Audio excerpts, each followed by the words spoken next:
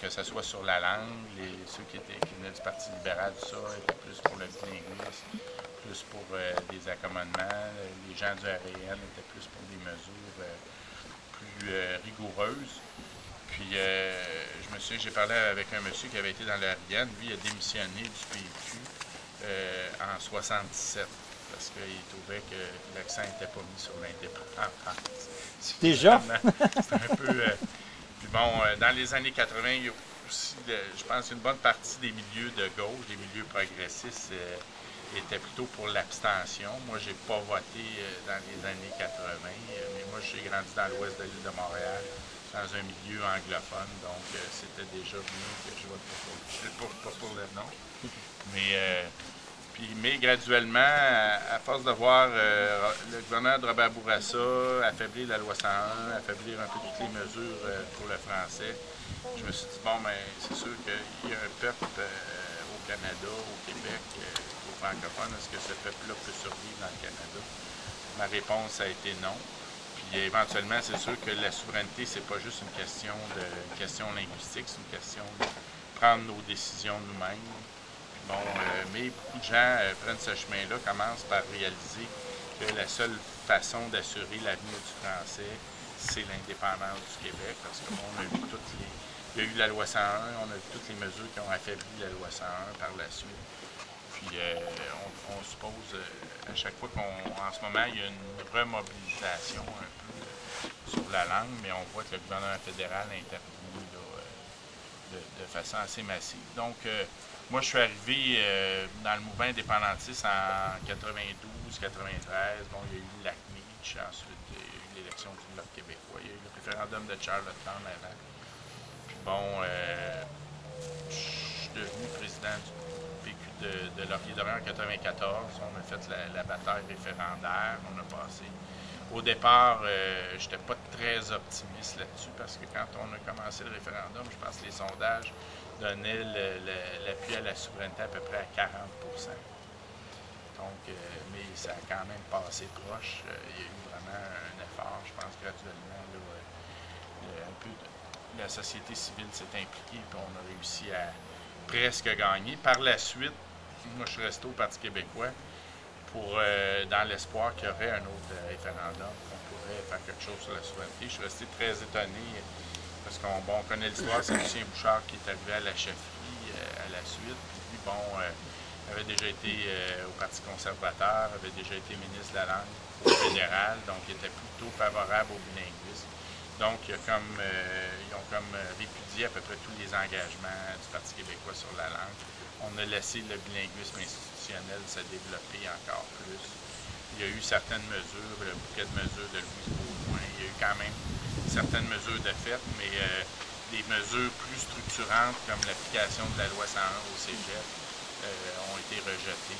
Bon, l'abolition de la loi 86, qui avait été pourtant un engagement très ferme quand il y a eu c'est la dernière grande modification de la loi 101, la loi 86. Il y a eu une mobilisation, mais déjà, il y a des gens qui étaient moins fervents. Lucien Bouchard, en tout cas, je n'étais pas dans le secret des dieux, mais il y en a qui disent qu'ils voulaient mettre la pédale douce là-dessus. Mais tous les députés du Parti québécois s'étaient engagés formellement. Je me souviens, il y avait la première page du Journal de Montréal qui disait qu'aussitôt qu'il y aurait la prise du pouvoir du Parti québécois, il y aurait l'abolition de la loi 86. Ça a été rejeté. Il y a eu un congrès en 96, le congrès où Lucien Bouchard a dit que si on respectait le programme du Parti québécois, il ne pourrait pas se regarder dans le miroir. Ah oui, il y a eu vraiment, là, je pense que ça a brisé l'élan aussi, parce que, bon, l'appui à la souveraineté était en augmentation. Même en 95, ça dépassait les 50 %, c'était vers 55 %. Puis là, quand il y a eu ce virage-là du Parti québécois, mais il y a eu aussi le virage à droite. Là. Il y a eu, au PQ de Montréal-Centre, on défendait un peu les deux. On défendait les mesures linguistiques, mais on défendait aussi la social-démocratie. Bon, c'est sûr qu'il y a eu des conflits assez majeurs. Il y a beaucoup de gens qui ont quitté le Parti québécois. Il y a eu aussi, ce que moi j'ai trouvé difficile, c'est qu'on nous faisait miroiter qu'il y aurait un autre référendum, puis qu'on prendrait la démarche vers la souveraineté. Je me souviens, en 97, c'était l'année de la souveraineté. En 98, il y avait d'autres choses. Sauf qu'on entendait parler seulement quand il y avait des congrès. En dehors de ça, il n'y a rien qui bougeait. Partenaire pour la souveraineté s'est dissous. Le Conseil de la souveraineté a été aboli par Lucien Bouchard. Il était dans ceux qui à chaque fois, allaient dans les congrès pour faire pression contre ces mesures-là. Puis bon, on a vu la suite des choses. La deuxième élection du Parti québécois, il y a beaucoup de gens qui se disaient, bon, mais là, on va vraiment reprendre la démarche pour la souveraineté. Ça n'a pas été le cas du tout. Ça a été les fusions municipales, tout ce qui s'en est suivi. Donc, pour moi, c'est sûr qu'on s'est souvent battu dans les congrès pour qu'il y ait des engagements fermes à tenir un référendum. C'est pas parce qu'on voulait qu'un référendum coûte que coûte, pas parce qu'on voulait un référendum perdant, mais on voulait qu'il y ait une démarche sur la souveraineté. On se disait, s'il n'y a pas d'engagement à avoir un référendum, il n'y a rien qui va se passer. Puis bon, quand il y a eu le vote sur les conditions gagnantes de Lucien Bouchard, je fais partie des 7 qui ont voté contre. Parce qu'au premier tour, on avait gagné, on avait rejeté la stratégie des conditions gagnantes. Puis il y a eu des pressions assez énormes. Dans le journal le lendemain, c'était écrit « Les militants remettent Lucien Bouchard à sa place ». Bon, puis là, on a rencontré Lucien Bouchard le matin, son directeur de cabinet, puis avec Maxime Barakat, qui était président de Montréal-Marie. Puis finalement, bon, il y a eu un autre vote qui a été pris, puis c'était à un mois d'élection. Donc, ça a été la stratégie des conditions gagnantes. On a vu finalement que ça a ouvert la porte à ce qu'il n'y ait pas de démarche pour la souveraineté. Mais c'est sûr que pour nous autres, si dès 1995, si par la suite, il y avait eu quand même une démarche pour expliquer la souveraineté, continuer à travailler pour augmenter l'appui à la souveraineté, je pense que ça, on s'est rendu plus loin. C'est sûr que le principal facteur d'appui à la souveraineté